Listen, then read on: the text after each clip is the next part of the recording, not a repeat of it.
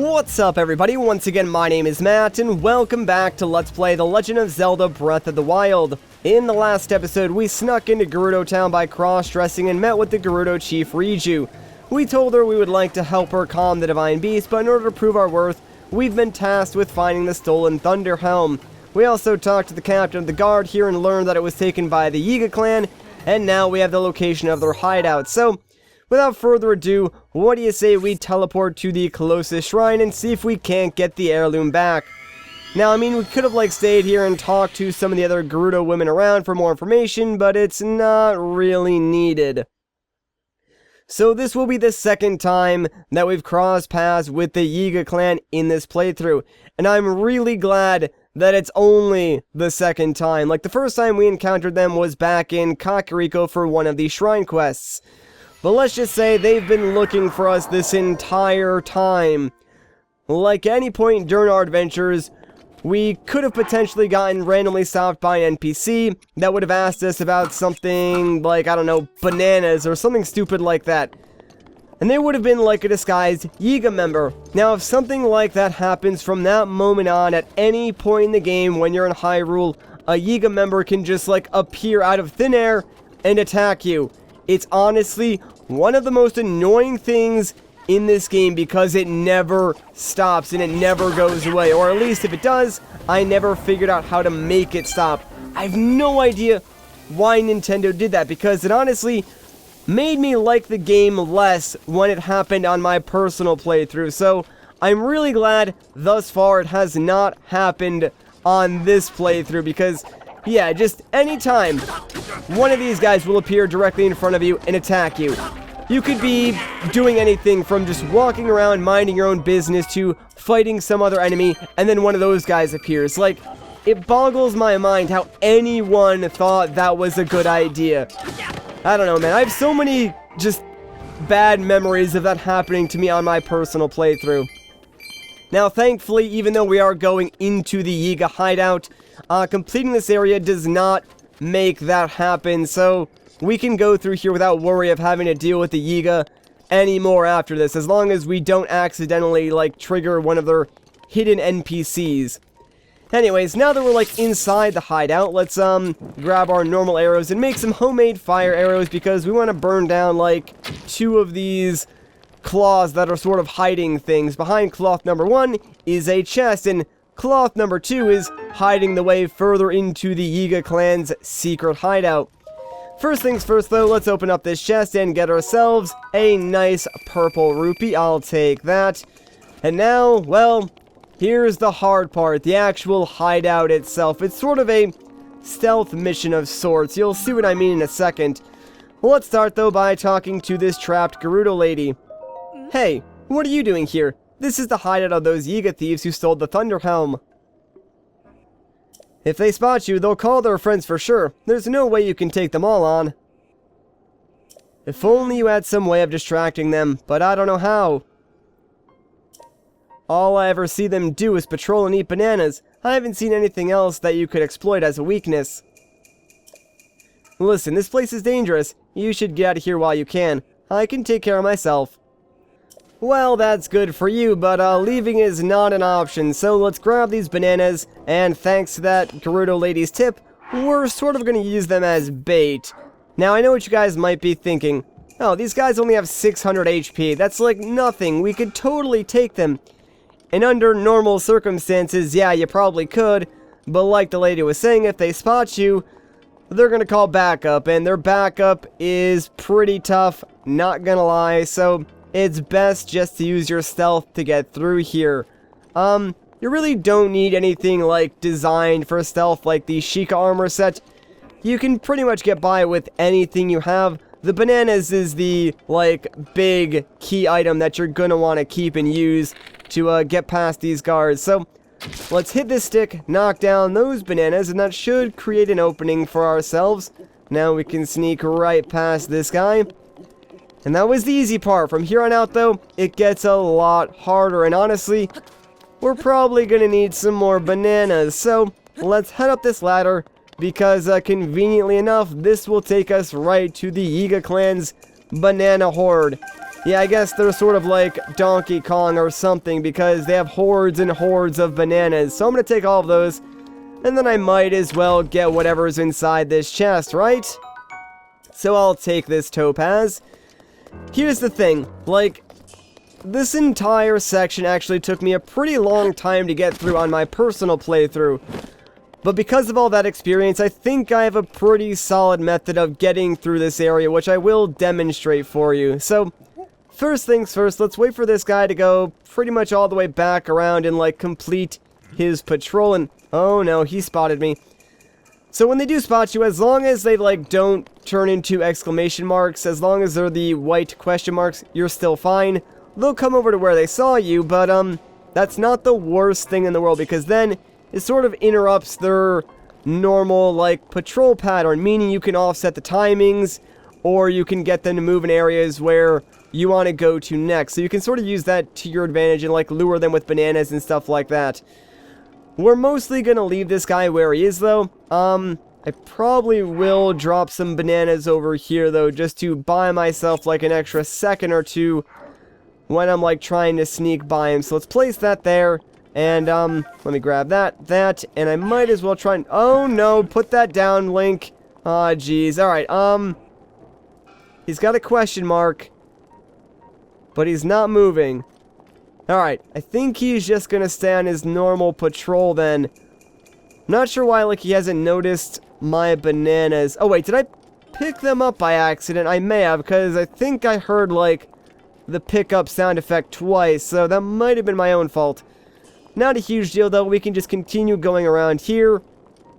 And this section is actually a safe section, so no, like, NPCs are going to be patrolling in this specific area, so you should be fine here for a little bit. Let's grab another set of bananas, though, because we're going to use them real quick.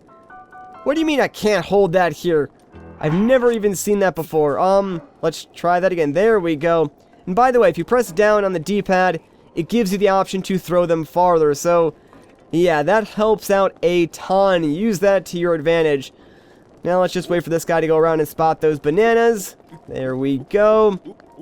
Our main objective is to pretty much make our way to this ladder. Once you're here, you're basically home free, because now we can, like, walk along the scaffolding above all of the guards here, and there's really only one more that we need to get past, and it's that guy directly in front of us. So, here's what we're gonna do. Stand up here just to make sure no one else can spot you, because occasionally you can get noticed by some of the characters down below. But, yeah, we're gonna grab some bananas, and, wait for the character, like, to my upper left to go back on his patrol, because he's kind of close to where I'm throwing these. But yeah, toss those down. Hopefully the guy in front of the door notices them, and now we can just glide right behind him. So with that, we're pretty much done with the stealth segments here in the Yiga hideout. For doing so, we get ourselves more bananas. Yay! Now, of course, that's not all we get. There's a couple other hidden chests around here as well. So let's pop these bad boys open and see what's inside. Some topaz, not bad, not bad. And yes, there's sort of like a hidden door over there as well. We'll check that out in a second. Inside this chest, though, we got ourselves another topaz. Okay, I'll take it. And I'm pretty sure there's one more chest. Yeah, there he is. Alright, so let's see what's inside this final chest. It's a ruby, alright. Well, still no Thunder Helm, so what to do? Could this mysterious, like, hidden secret door be the key to finding the Thunder Helm? If I could actually get it to open? There we go. Jeez, I was just pushing it the wrong way. Figures.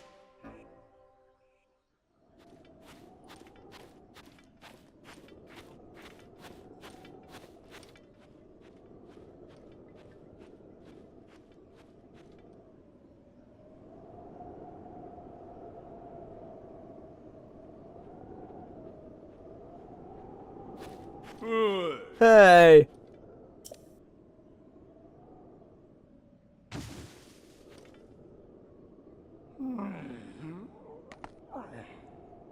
Who the heck are you? And what are you doing in my napping spot? Wait a minute. that thing on your hip, could it be a Sheikah slate? If that is a Sheikah slate, then that means... Yeah, it's you! You're that Link guy I've been looking for! What luck!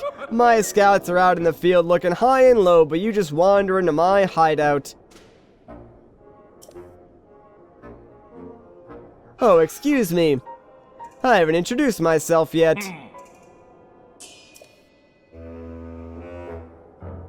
I am the leader of the Yiga clan. The strong, the burly, the one, the only... Master Koga! Now prepare yourself! Yeah, so here we go, impromptu boss fight against Master Koga. Master Koga is a joke, as you guys can probably tell. He is not hard whatsoever. But, yeah, his way of attacking is using his secret techniques, if you will. Basically, just wait until he spawns the boulder above his head, then shoot him, he drops on himself, then you're free to get some extra damage in. I wonder if those hits actually count. They probably don't because it was part of a cutscene. But, oh, now he's angry, poor guy. Don't strain yourself too hard. Okay, so phase 2, really not that much different. Again, wait for that blue barrier to disappear. And once the boulder gets right above him, hit him to break his concentration. The boulder hits him, knocks him towards us, does a ton of damage in the process. And then, of course, you can attack him yourself. That's really all there is to this fight. Like, honestly, when I got here the first time, I was looking forward to a pretty difficult battle. But, then I was greeted to this thing, which kinda, in a way, did disappoint me. But at the same time, I got a couple laughs out of it, so I'm okay with having, like, one joke boss fight. Now we're moving on to phase 3, though. He's really mad, and oh my gosh, that thing is huge! Whatever are we gonna do? Yeah, just grab it with Magnesis and, drop it right on top of him. I'm not even joking, that's all you need to do. And it does a lot of damage as well. Like, check this out, it's probably gonna kill him. Yeah, there we go. Who would have thought I'd be done in like this? And by this guy, of all people. You think I'm just going to let this stand, do you? Ahem. I almost lost my temper there. Ah, what a pain. I can't go out this way. What to do, what to do.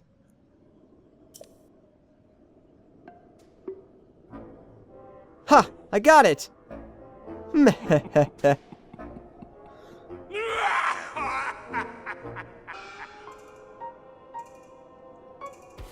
I need to bust out my serious moves. A secret technique taught by my father's mother's father. It will destroy you. This is the end. And this is exactly what happens when you grow up watching too much Naruto.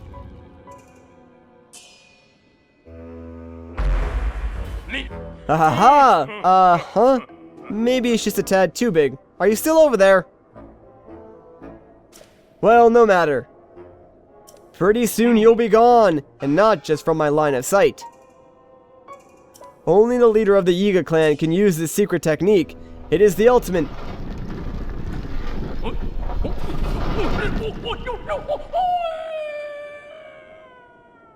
Coward! I shall be remembered! The Yiga clan will track you to the ends of Hyrule!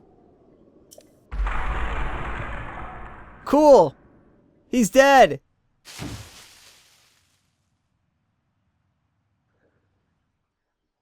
Alright, so now that Master Koga is gone, let's see what's inside this chest.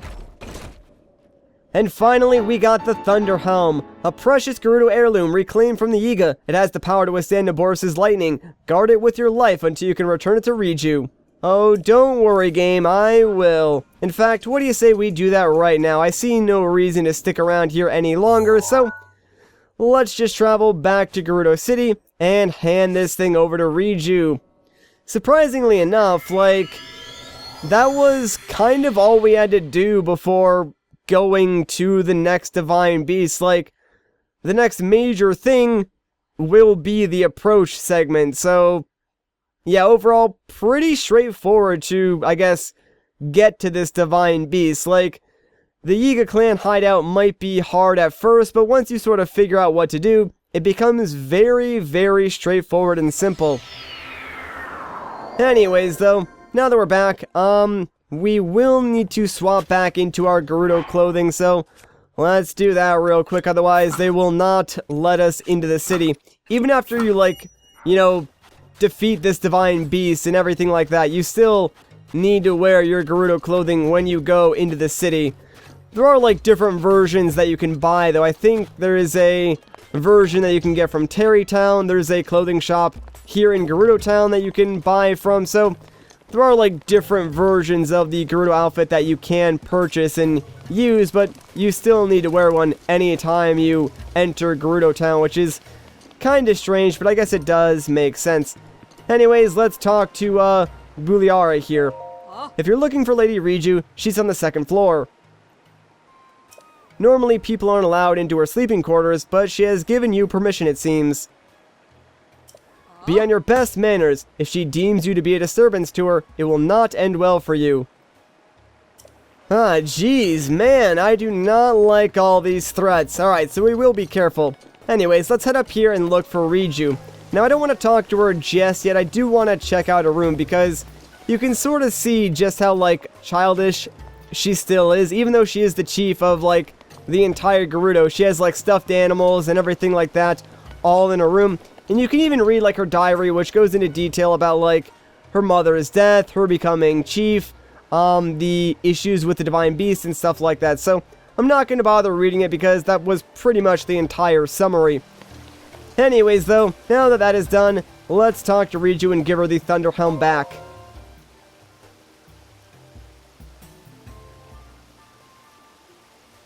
I've been waiting for you. Oh, you needn't say a word. As the chief of the Gerudo, I can sense the power of the heirloom flowing from you.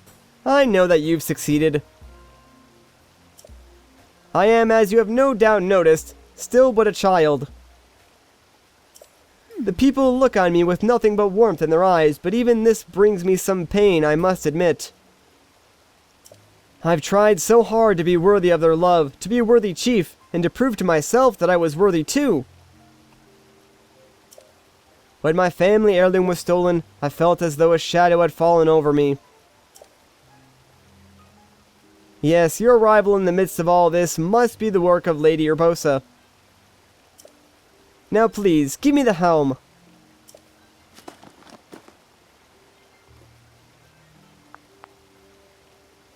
How do I look?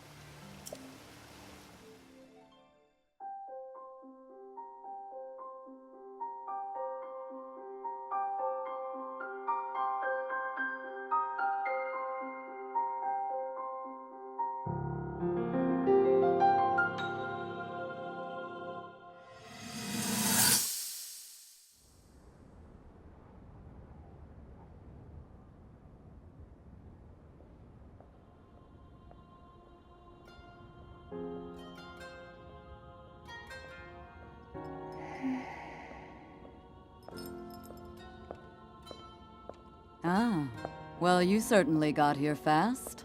I should have expected as much, from the princess's own appointed knight. She was out on a survey all day today. Still as the sands now. So, spill it, boy. Have the two of you been getting along all right? It's okay, I know. Your silence speaks volumes. She gets frustrated every time she looks up and sees you carrying that sword on your back. It makes her feel like a failure when it comes to her own destiny. Don't worry, it's not like you carry blame in any of this. It's unfortunate. She's put in more than enough time.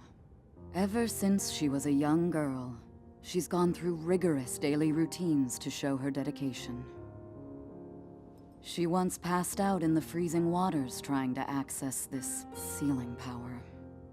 And she has nothing to show for it. That's the motivation driving her research. I'd be doing the same thing. She really is quite special. You be sure to protect her with your life. It's quite the honor. The night brings a chill. It's probably time we take her in. Or...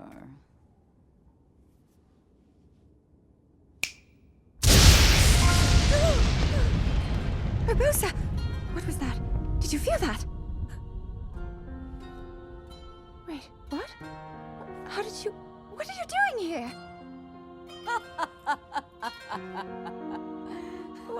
What's so funny?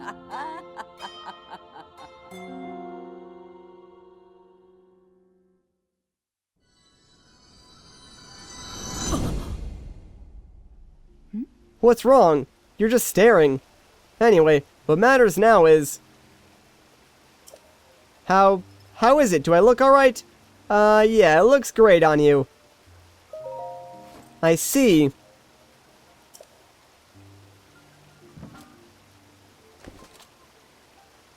The threat Divine Beast Va Naboris poses has only grown since we began searching for the heirloom. I believe that Gerudo Town itself may be in danger before too long. As chief and as a Gerudo, I must find some way to stop that thing before it threatens my people. Will you help me? Yeah, of course, that's why I came here. Who would have thought that just before such a momentous battle, hearing a simple, confident pledge of support from you would be what puts me at ease. I'll head out now. Let's meet up at the lookout outpost south of town. There's only one way to get close to Naboris, and that's with the help of a sand seal. The lookout post isn't too far from town, but you should take a sand seal there. You can get some practice in that way. I'll be waiting for you there with my favorite sand seal, Patricia.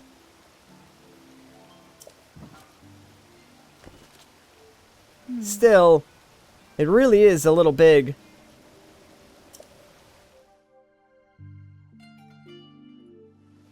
Okay, so we have some time to prepare before we meet up with Riju and take on the next Divine Beast.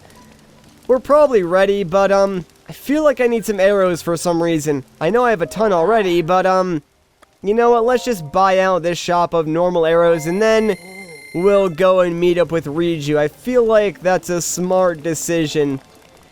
Anyways, I do have to say I love Urbosa's voice actress. She's really one of the best, if not the best voice talent in this game. It's a tough call between like her and Rivali, but I think her performance is just a tad better. Either way, those two are the best voices in the game, so like hats off to them. They both did a fantastic job. But I do love Urbosa's, and I guess to a lesser extent Riju as characters. I just wish that we got to see Urbosa a little bit more just because of like how cool her character actually is. But you know, seeing as how she's a champion, we only really get to see her in like the memories and inside the Divine Beasts. But I don't know, I feel like her and Link have sort of a interesting relationship. Real quick though, let me actually grab a flame blade to keep myself warm. But I feel like they would be like two friends just connected by the fact that they're like part of a warrior's tribe and they would share battle stories with each other and stuff like that. So I don't know, maybe that's why I want to learn more about her character, because I want to learn more about like Link in this game as well, you know? And they're sort of like connected in that way, I guess.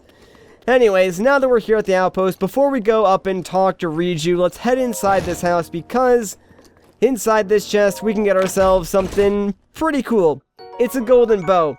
Not very good, but it has quick shot and it's a very long range bow. On top of that, we might as well sleep until morning just because we'll have like extra visibility during the daytime on our approach to the next Divine Beast. Now that's pretty much everything that I wanted to do in terms of preparation, so as soon as we go and talk to Riju, we can basically start the next Divine Beast. But you know what? I think we're going to hold off on that until the next video. So if you guys enjoyed this part, a like rating would be greatly appreciated. If you want to see more of my videos, consider subscribing. But once again, guys, my name is Matt. Thank you so much for watching, and I'll catch you in the next one.